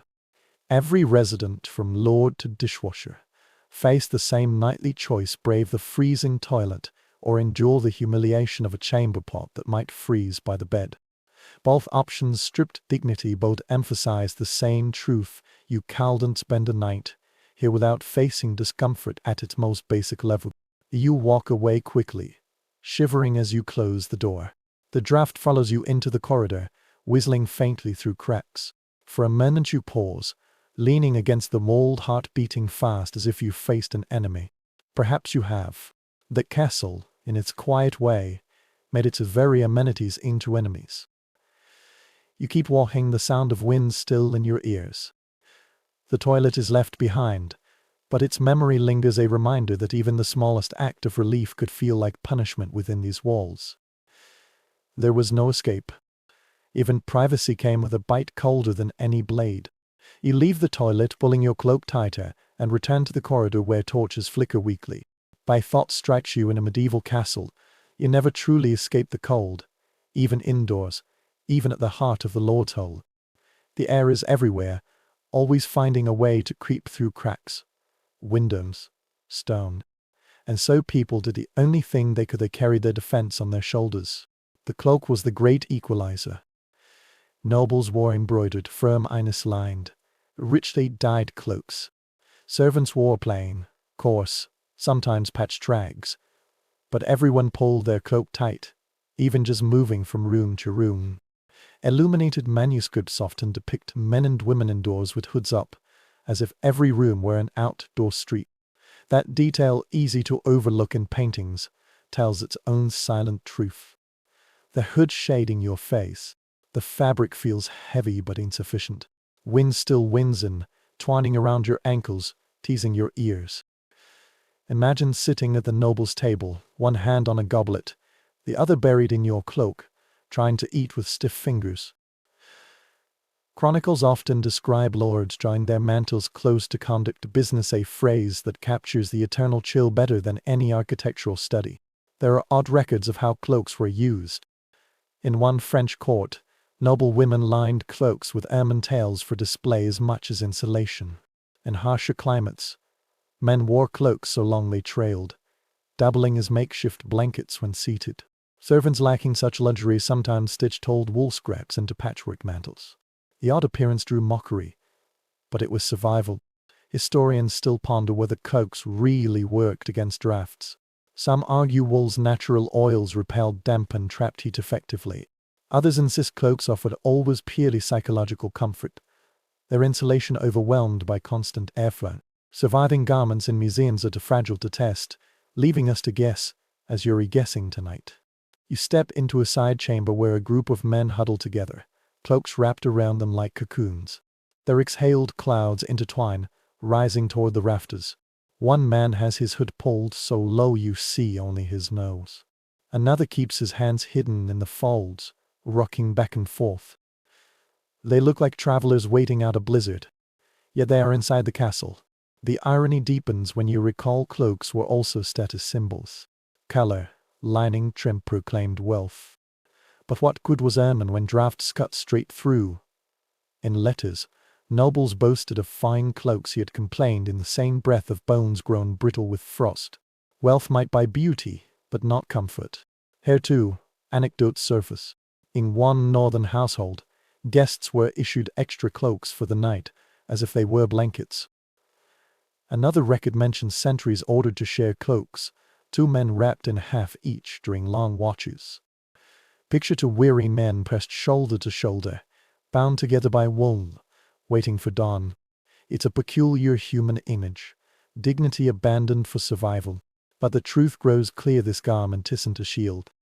It's a symbol gesture, a reminder that in this fortress, even clothing was a battle fought nightly. The air still attacks you regardless, seeping through seams, cooling your skin under the wool. You retreat into the corridor, the cloak heavy on your shoulders. With every move, the fabric brushes the floor, the sound weaving with the castle's whispers. You realize the cloak isn't just clothing, it's a companion carried everywhere, pulled close like a loyal dog, in every hall, chapel, and chamber. There's never enough. Beside you a torch sputters, casting sparks against the wool. You pull your hood farther forward and keep walking, aware that even wrapped in layers, you remain prey to the castle's breath. In this place, warmth was never earned. It was only borrowed briefly, until the stone reclaimed it. The corridor narrows and turns, and soon you find yourself facing another heavy wooden door. When you push it open, a low chant reaches your ears, echoing softly off stone. You stumbled into the castle's chapel, candlelight flickering over a vaulted ceiling. At first the sight might soothe you, faith carved in stone, warm light falling on painted saints, but then you kneel, and the cold strikes again with ruthless clarity. The floor is hard, smooth flagstones worn by centuries of knees. You kneel carefully, and the chill seeps upward at once, numbing your shins. Imagine devout men and women kneeling here for long prayers, morning and evening, day and night, regardless of season. Accounts of the time confirm services continued no matter the weather, piety seen as armor against discomfort. Yet many letters admit to numb hands during prayer, or voices trembling not from awe but from cold. You shift uneasily, feeling the air swirl in the chapel. Narrow lensed windows let in slivers of light, but their cracks invite endless drafts. Candles tremble before invisible intruders, wax dripping onto already minus gold stone. Even the altar cloth seems to shiver, its embroidered edges stirring with every gust.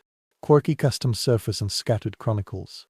In a German castle, parishioners were said to hold heated bricks under their cloaks during winter mass, passing them from hand to hand as prayers dried bond. In another account, nobles in harsh winters demanded shortened services, compromising piety with survival. Whether these stories are exaggerated or not, they capture the tension between ritual and physical endurance. The smell here is distinct: incense, tallow smoke, damp stone. You breathe it in, the sweetness of frankincense battling the mustiness of walls. For a moment, you wonder if incense was too symbolic but practical, used to mask the smell of wet stone and unwashed bodies. Some researchers argue heavy incense fumes in winter had less to do with theology and more with fighting foul air. Others dismiss the theory as anachronistic. The debate continues, leaving truth as hazy as the smoke curling before you now. You glance at nearby kneeling figures, cloaks pulled tight, hoods shading faces. They sway gently with murmured words, lips pale with cold. Their piety is impressive, but you see the fine tremor in their fingers. Prayer here wasn't peaceful, it was a battle. Every whispered psalm came with breath that fogged instantly. A peculiar anecdote survives from a French monastery. Monks were said to sleep in the chapel as an act of humility. They lined up against the walls wrapped in cloaks, bodies pressed to cold stone all night. The chronicler recording it almost shyly admits half the monks coughed through next morning's service. Whether holy fervor or folly, it illustrates the strange intersection of faith and force. As you keep kneeling, your own legs begin to ache, not from posture, but from cold gnawing up the bone. You shift, but discomfort only follows.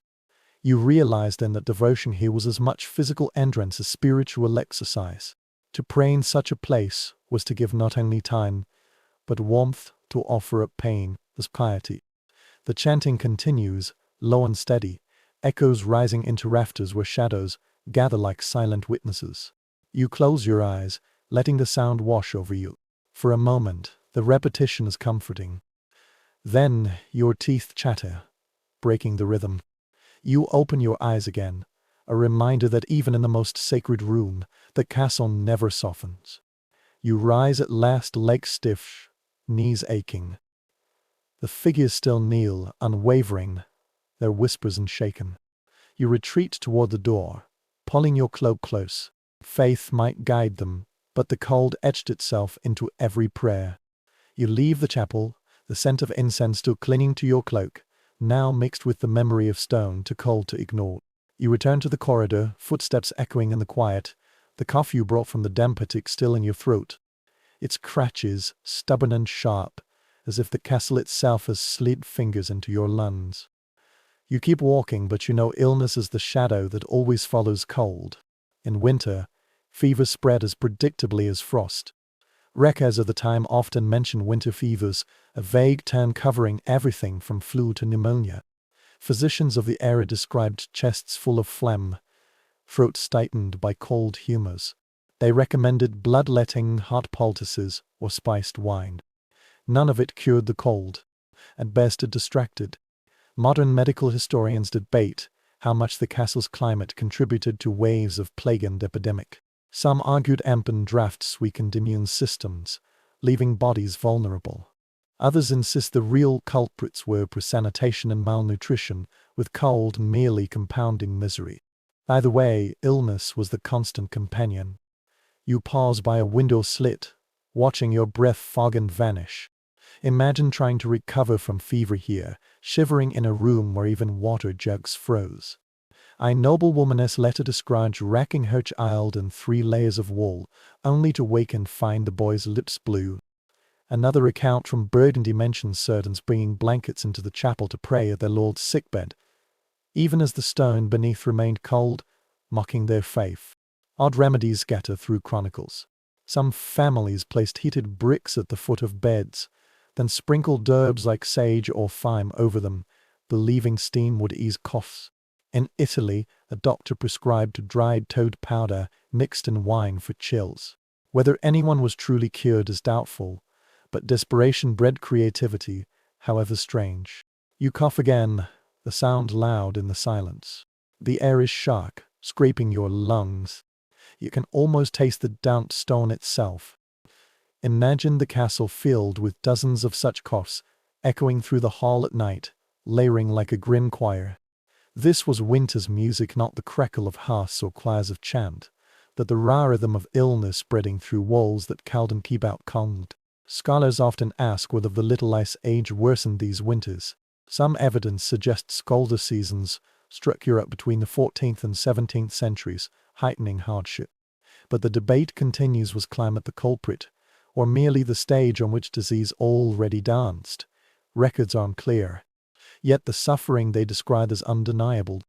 Odd little stories bring the reality closer. A Scottish chronicler wrote of a lord whose beard froze stiff during a fever, the moisture from his labored breath turning to icicles. In Germany, a diary notes servants having to knock ice from water meant for herbal tea for the sick. Both anecdotes sound almost absurd until you stand here, breath fogging, lungs aching, realizing they are entirely possible.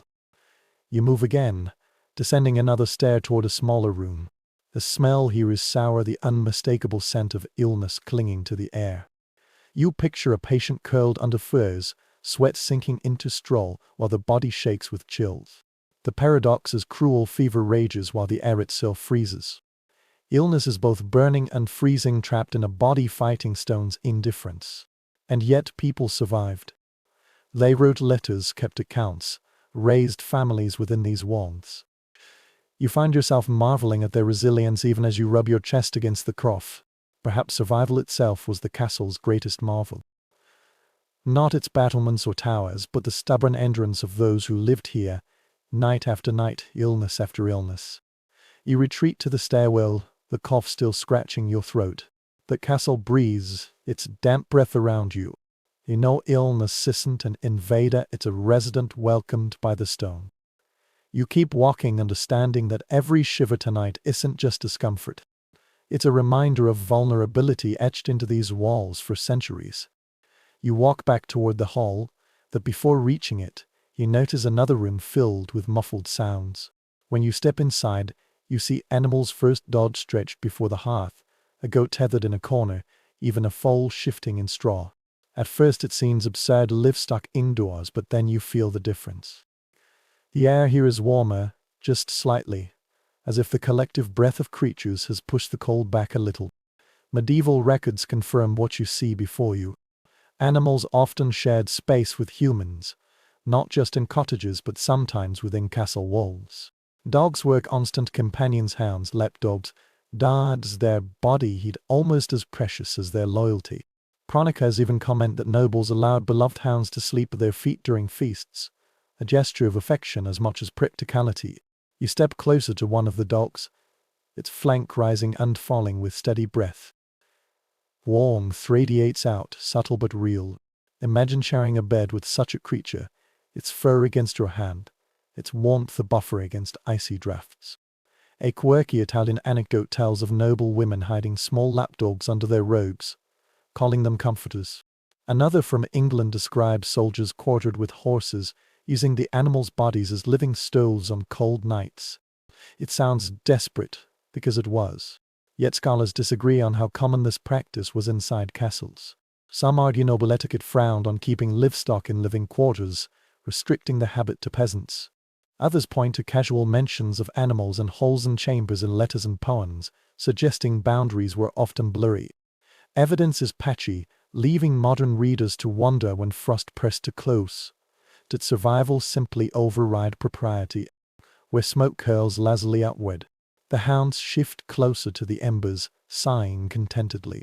A servant boy slips in with a bucket of scraps. He tosses bones to the dogs, then curls against the wall beside them. His eyes close almost at once. You realize what comfort means here, not luxury, not blankets or warming pans, but the simple heat of other breathing bodies. The smell is strong fur, dung smoke, but your nose adjusts. Survival, after all, has its own scent. You think of cottages described in chronicles. Families sleeping in single rooms with pigs and chickens, the birds scratching nearby.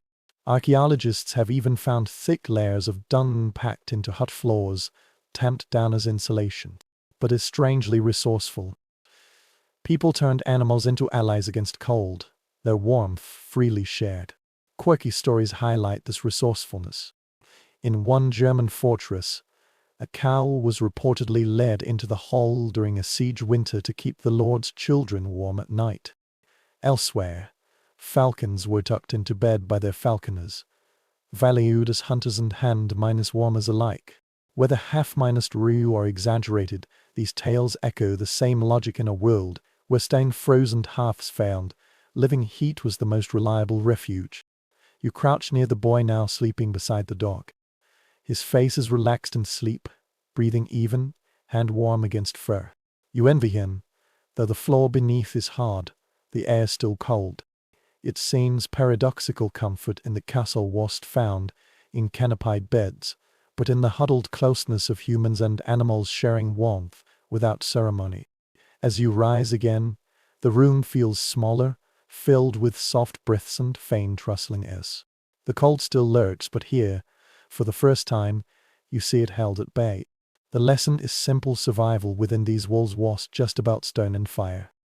It was about bodies, human and animal, pressing close against the night. You retreat into the corridor, the warmth vanishing the moment the door closes. The cold greets you like an old enemy, sharper now after that brief relief. You keep walking, realizing that in a medieval castle, even companionship with beasts was a form of resistance, a reminder that warmth could be borrowed, however humbly, from the shared persistence of life. You continue on, cloaked tight, the memory of hounds and straw clinging faintly. Yet once away from their breathing warmth, the air feels keener than before, like a knife sliding back into its sheath. You find yourself in another room, smaller, with a low ceiling, beams overhead blackened by soot. The air here carries the faint scent of heated stone. At first you mistake it for another hall, but then you see the trick: a row of smooth stones placed under blankets on a wooden bench. Hot stones, bricks, even embers were the simplest and most desperate tricks against medieval cold. Servants heated them in kitchen fires, wrapped them in cloth, and carried them to bed chambers. They were placed at the foot of beds, tucked into cloaks, or slipped into boots. For a short while, they radiated enough heat to let weary bodies pretend the night might be bearable. Lounge beside one of the stones. Its surface glows faintly, not with light, but with heat. You press your palm against the cloth, feeling warmth seep briefly into your skin. In minutes, it will cool to room temperature. By dawn, it will be as cold as the walls. Household accounts from across Europe list endless purchases of fuel, firewood, peat, coal, partly for these makeshift devices. Yet records also show complaints: bricks cracked, stones scorched, bedding, sometimes even ignited straw. Anecdotes illustrate both creativity and danger. In a French castle, a servant boy reportedly carried a brick so hot it set an entire mattress ablaze. The noble family fled their room, cloaks flapping, while the boy was beaten for negligence. Another story from Italy tells of using hot tan of stones, tucked into bed linens after feasts. The image is comical vegetables masquerading as heaters, but also telling. People reached for anything that could hold a bit of heat.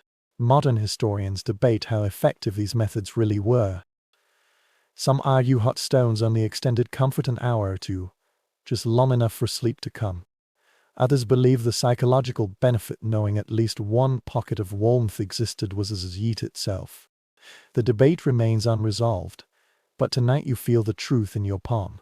It's warmth, yes, but fleeting, fragile, already fading.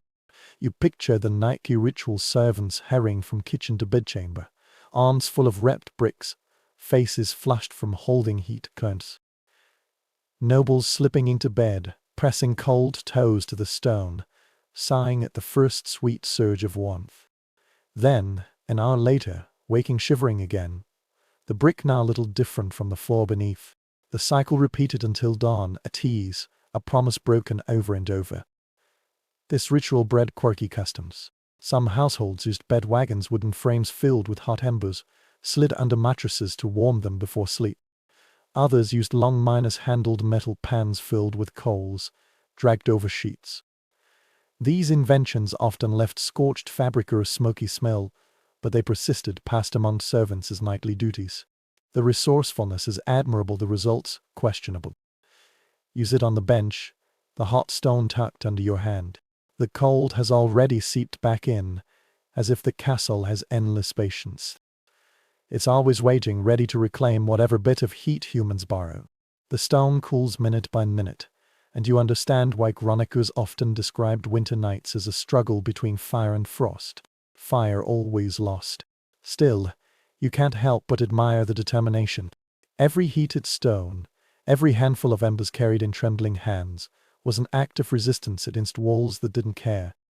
The people who lived here may have shivered, coughed, cursed, but they never stopped fighting. Even if warmth lasted only moments, those moments mattered. You rise, leaving the stone aside, its heat lingering briefly on your skin before fading. The room returns to silence, damp and cold. You pull your cloak tighter, retreat into the corridor, and the draft greets you again. The lesson's clear: in a medieval castle, warmth was always borrowed, never given. Stones cooled, fires died, bodies weakened. The only certainty was that the cold endured. You leave the room of cooling stones and climb another flight of stairs, entering a gallery overlooking the courtyard. Through a narrow shutter, you glimpse the thatched roofs of cottages huddled outside the castle walls. Faint glows rise from them, thin threads of smoke drifting into the night sky. You pause, surprised, because for a moment you realize something almost blasphemous: the peasants in those humble huts outside, unlikely warmer than you are inside this grand fortress. Chronicles consistently record that peasants' homes, however crude, often retained heat better than castles. Low ceilings trapped warmth. Half smoke, awful as it was, filled the cottage, and the smoke itself clung to the thatch, forming an insulating layer. Family, livestock, and belongings all crammed into a single room generated shared heat through sheer proximity. Archaeological digs reveal packed minor earth floors blackened by soot, layers of ash acting as primitive insulation.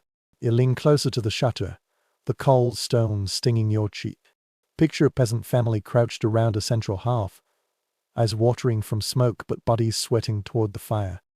A traveller in Flanders once wrote that he found more comfort in a shepherd's hut than in a baron's chamber. Another anecdote describes a noble visiting his tenants on a winter night, bitterly commenting that their cottage was hot as a baker's oven, while his own hall mocked the fire like a winter field. Historians debate whether the comparison is fair. Some argue peasant warmth came at the cost of choking air and constant fire risk. Others insist the contrast between smoky comfort and stone misery was real, with countless noble complaints as proof. The truth likely lies somewhere between peasants endured smoke and filth, but at least they weren't so easily frozen stiff. You imagine leaving the castle tonight and stepping into one of those huts.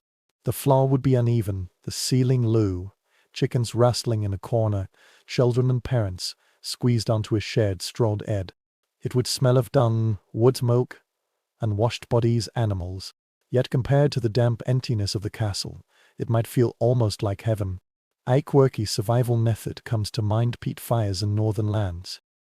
Peat bricks burn slowly, smoldering, filling homes with pungent smoke. Nobles sometimes mocked the smell, yet many letters show envy of the steady warmth those bricks produced. One noble wrote reluctantly, "The poorest hut often out does the grandest hall, for their fire sticks, while ours flees." The bitter words linger in your mind as you shiver against the shutter. The irony deepens. Castles, built as symbols of power, turned out to be some of the coldest places to live. Their strength lay in defense, not comfort. The very thickness of their walls trapped dampness and repelled heat.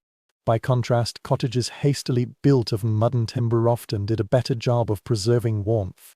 Prestige in that sense came with a penalty. You step back from the window, the distant glow of peasant hearths still etched in your mind. You realize many who lived in the castle likely envied those fires. In preserved letters, noble women complain of longing for the lowly smoke of a cottage. Their words carry both disdain and yearning, as if they recognized the irony, but could never admit it aloud. A draft winds through the shutter again, and you pull your cloaked iter. Outside the walls, peasants huddle together, coughing in smoke but bathed in warmth. Inside, you stand amid stone and silence, surrounded by grandeur but cold to the bone. For the first time tonight, you wonder which life was truly harsher: the smoky squalor of the cottage, or the majestic frost of the castle. You leave the gallery, finding yourself in another stretch of corridor. This one is quieter, as if the castle is holding its breath. The silence reminds you that the night here isn't just cold, it's long. The rhythm of life changed with the season. In winter, darkness fell early and lingered into morning, stretching discomfort into a torment that seemed endless. Sources from the time make this clear. Chronicles note that both peasants and nobles retired earlier in winter, sometimes at dusk, with little to do but retreat under blankets once light and warmth faded. Some letters describe the long winter nights, the fire turned to ash before sleep ends. It wasn't just the cold. It was time itself feeling hostile. Every hour magnified the frost in your bones. You step into a room where a small group has already settled for the night. They're curled under layers of blankets, shoulders hunched, faces half-minds buried, trying to preserve what little heat their bodies generate. The stillness is striking. Breathing is the only sound, slow and heavy, an almost hypnotic rhythm. Yet you notice the twitch of shoulders, an occasional cough, the rustle of feet, seeking comfort that never comes. A quirky anecdote survives in a letter from a Burgundian noblewoman. She admits to sleeping nearly 12 hours each night in winter, not from leisure but necessity. "Darkness forces us to bed, but cold prevents our rest," she writes. Another account describes monks rising before dawn to pray, shivering in cloisters so cold that when they tried to write afterward, ink froze in their quills. The details give you a glimpse of your own fingers, already stiff from the castle's breath. Historians continue to discuss how medieval people coped with such long nights. Some argue segmented sleep to shorter periods with waking in between was common. In that waking interval people might pray, mend clothes, even visit neighbors. Others question whether this was truly widespread, pointing to evidence of people simply sleeping as long as the darkness lasted. The debate remains unresolved, but either way, the result was the same cold-governed time, shaping not just bodies but schedules. You imagine waking at midnight, the half long dead, your body stiff with chill. The impulse to move to shake life back into your limbs would battle the urge to stay under blankets. Letters of the time complain of this cruel choice, lying still and freezing, or rising and shivering. Both paths led to misery, proof that comfort was never truly possible. Strange customs grew around this reality. Some households kept bells or placas to rouse servants at midnight, ensuring fires were stowed, water checked. In Italy, a quirky practice emerged, playing quiet board games during long waking hours. Families huddled under blankets, moving pieces by candlelight. Elsewhere, accounts describe nobles telling stories, stretching words into the dark as if they could fill the air with sound to drive back cold. You look around the room again. The people here are silent now, their bodies instinctively pressed together against the cold. You envy them their shared warmth, though you know it was never enough. Their stillness isn't comfort, it's resignation, an acceptance of time that must be endured, not conquered. You retreat into the corridor. The silence deepens. Time itself feels slower. Each minute stretches under the weight of frost. The castle doesn't sleep. It waits, its stone content to trap you in the extended night. You realize this is winter's greatest cruelty, not the sharp sting of air, not the damp walls, not the drafts through every crack. It's the way time itself alienating, making every hour of discomfort feel eternal. You climb another spiral stair, the air thinning with each step. Here the stone is slick with frost, your hands gripping the rail as if it alone can keep you steady.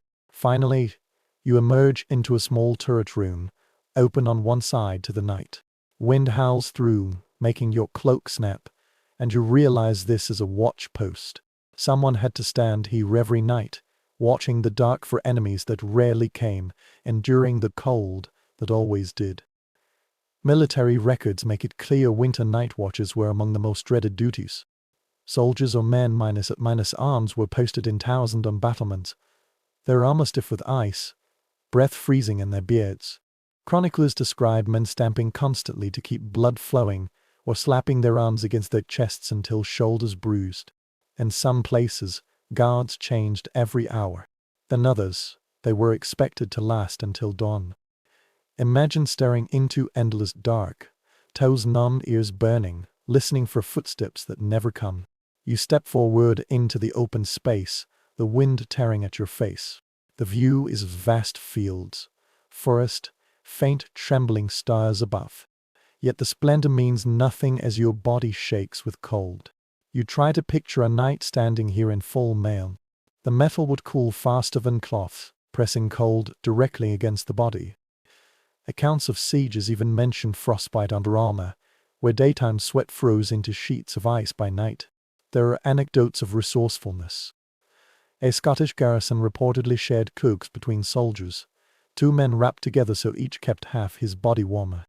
In Germany, guards burned small piles of dung in turret corners, the acrid smoke better than frost.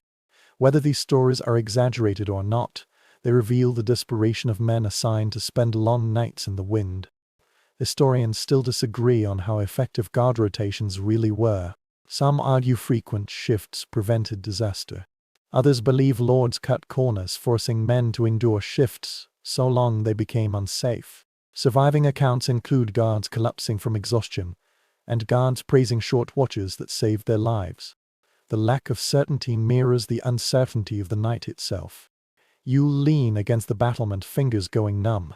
Far below, the village is silent, faint glows from cottage hearths. The contrast stings in those smoky huts. People are pressed together, coughing but warm. Here, surrounded by sea or een elatians and banners, You're just a subject of the frost masking with nothing. A peculiar story from a French fortress says a dad once mistook a broken icicle on a tower for an enemy's arrow, raising an alarm that roused the entire garrison. The tale sounds humorous now, but it highlights the delirium of men staring too long into frozen dark. Fatigue, cold, and fear turn stone walls into traps of imagination. Your own ears ache, stinging as if filled with glass shards. You pull your hood lower, but the wind still finds its way in. Your hands tremble, and you know you can't last long here without relief. And yet night after night men did. They stood guard in armor, eyes watering, teeth clenched. Their very presence a pledge to the castle's safety. They endured the unendurable because duty demanded it. You step back from the open side, retreating into the stairwell. The wind follows, echoing in the spiral, like a predator refusing to be shut out. As you descend, you think of the countless guards who left pieces of themselves on the battlement's ears, toes, fingers, sometimes lives. Launch them as effectively as any sword. The castle might keep enemies at bay, but each winter it waged its own siege from within. And the men who stood here night after night were its most expendable casualties. You descend from the tower, ears still burning from the wind's bite. The stairwell spirals endlessly downward, the stone groaning faintly under your boots. Finally, you emerge into another corridor, darker than the others. Here the silence is thick, broken only by the low whisper of wind slipping through unseen cracks. You pause and suddenly you hear it a lone, as if rising from the walls themselves. At first you might think it's a voice. The sound is mournful, rising and falling with gusts. In truth, it's nothing more than night air forced through narrow gaps. But to people living here centuries ago, such noises were anything but ordinary. Letters of the time describe the castle singing with winter, and the walls wailing till dawn, reaching tired, trembling ears. The draft itself became a ghost. You walk slowly, hand brushing the stone. Air moves along the corridor like an unseen river, pushing your cloak aside, then tugging it back. You realize this is the true sound of the night, not silence, but whispers, clicks, and creaks. The endless conversation of stone and wind. Imagine lying in your bed, curtains drawn tight, while the castle groans as if it's alive. A quirky tale from a Welsh stronghold tells of servants convinced a banshee haunted the stairwell because the wind produced such sharp shrieks, they swore they heard words. Another story from Burgundy describes noble guests startled awake by knocking in the walls, later found to be a loose shutter. These tales may sound like superstition, but standing here listening, you understand their truth. The castle's very architecture turned crafts into phantoms. Scholars continue to debate how much these sounds influenced medieval beliefs in ghosts. Some argue ghost stories were fueled by imaginations strained by cold and fatigue. Others believe the castle's eerie acoustics genuinely fostered supernatural beliefs. Evidence is inconclusive, but stone's resonance amplifies the possibility. Tonight you hear it yourself, the sigh of air, easily mistaken for whispered warning. You move deeper into the corridor, shadows stretching and twisting. Every gust blows the flames sideways, painting shapes on the walls that seem to stagger. You blink, half convinced you see movement. For a moment, the castle feels haunted not by the dead, but by the endless cold, shaping sound and sight into phantoms. The temperature here seems colder than the hall. Maybe it's the lack of bodies. Or maybe the draft is stronger. You hunch your shoulders, cloak pulled tighter, but the air still finds you. It slips into folds, strokes your skin with icy fingers. You picture medieval residents whispering prayers when the wind grew too eerie, begging saints to keep restless spirits away. A quirky custom survives in a few wreckers, leaving bread or milk in corners of drafty rooms, not for pests, but for night mindless walkers. Whether these were ghosts, fairies, or merely metaphors for the cold itself, no one can say. But the act reveals how people sought meaning in discomfort, turning unexplained noises into narratives of the unseen. You pause again, letting the moans rise and fall. They sound almost human, a chorus echoing through centuries. You know it's only wind, but your skin still prickles. You realize the castle's true horror isn't just its physical cold. It's the way it made the imagination shiver too. Cold altered not only bodies, it reshaped minds, filling nights with phantoms, teaching that fear and frost work in. Finally, you move toward a door at the corridor's end. The moans fade behind you, though you know they'll return with the next gust that slips through.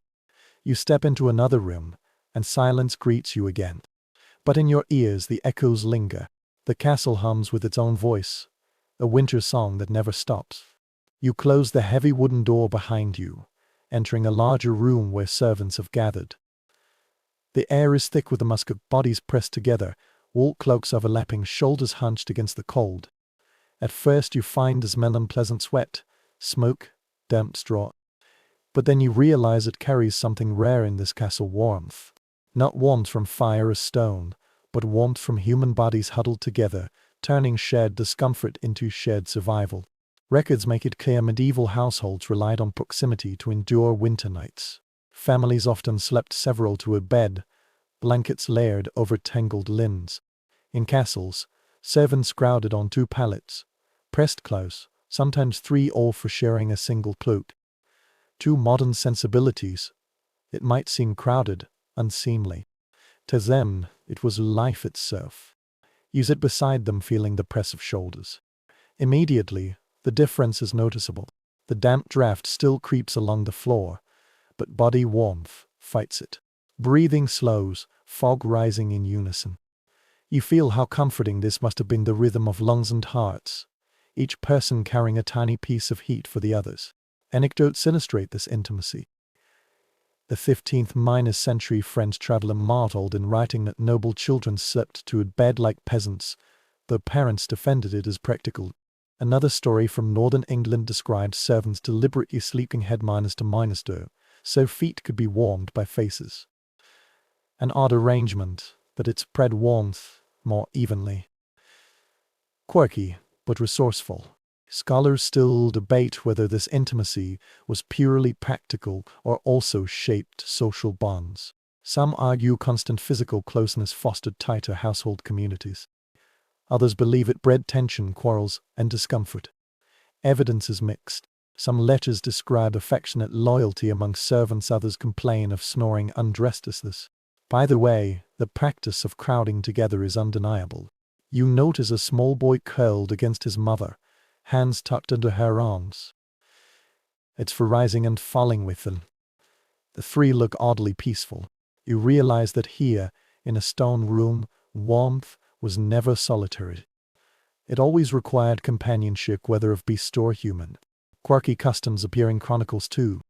In some German castles, collective sleep was preceded by sung lullabies, low chants meant to distract from the cold. In Italy, families prayed aloud as they lay down, voices overlapping until silence fell. Such rituals, whether practical or spirituals, helped pass the longest hours, turning discomfort into endurance. You adjust your cunt, feeling another shoulder press against yours. For a moment, you're part of the circle too. The warmth is fragile but real, as if every heartbeat adds a spark to a shared flame. Yet it's temporary. Once someone shifts away, the cold creeps back. You understand now why the phrase "keeping company" carries literal weight. It was just companionship, it was survival. But the question remains, did nobles crowd together like this, or only their servants? Some scholars argue the wealthy stubbornly insisted on sleeping alone even if they froze. Others believe intimacy was quietly practiced even in grand chambers. The truth may never be certain. What's certain is the rhythm you feel now: steady exhalations, shared breath, warmth, just enough to soften the edges of night. You close your eyes, listening to murmured prayers, rustling straw, an occasional sigh. For once the castle feels unhostile. It feels human, filled with warmth borrowed from one another. But when you open your eyes again, you know dawn will scatter them, and the cold will reclaim the walls. This moment of comfort is only a pause in the siege. You rise quietly, leaving them to rest. The door creaks shut behind you, and the draft greets you again, sharper after that brief relief. You keep walking, understanding better in a medieval castle, Warmth was never something you owned alone. It was shared, fragile, fleeting like life itself within these walls. You retreat into the corridor one last time. The castle seems quieter now, as if even the stone is weary of its own breath. You walk slowly, each step echoing on flagstones that have tested your patience since you entered. Finally, you find yourself in a small room overlooking the courtyard, a place where night and fortress seem to merge, reflecting on what these hours have shown you. Everywhere you went, the cold followed. The grand hall, with its massive hearth, proved a cavern where warmth drowned in shadows. Noble chambers hung with tapestries and layers of velvet still had frost on the windows and drafts through shutters. Revealed hands cracked with chilblains, toes stiff and chapped. Even the chapel, meant to lift spirits, demanded prayer from knees pressed to stone that numbed the bone. History confirms this constant discomfort. Household accounts record endless purchases of fuel, repairs to shutters, replacements of bedding, proof that even the wealthiest families struggled. Medical texts list remedies for winter chills and lung fevers, prescriptions that look more like desperation than cures. In the margins of letters, you find offhand notes of pain, water jugs frozen, ink stiff, fingers trembling as the quill scratches out complaints. All whisper the same truth: medieval castles looked magnificent. They felt merciless. You press your forehead to the wall. It's damp, chill, hard. You can't help thinking of the peasants outside, coughing in smoky cottages, but hugging warm fires. But at least it was comfort. By contrast, the castle traded warmth for grandeur, protection, pride. Its people paid for that trade every night. Quirky images resurface: lapdogs tucked under blankets, monks clutching hot bricks during prayer, guards sharing pranks on towers. Noble women admitting they envied the heat of peasant huts or customs. Strange adaptations, desperate tricks, all were proof of resilience. Here they also emphasized futility. Cold always won. Scholars continue to debate the extent of this suffering. Some argue medieval people were hardier, less sensitive, more accustomed to discomfort. Others counter that their own complaints, preserved across centuries, prove the pain was as sharp then as you feel it now. The disagreement may never be resolved, but your body tonight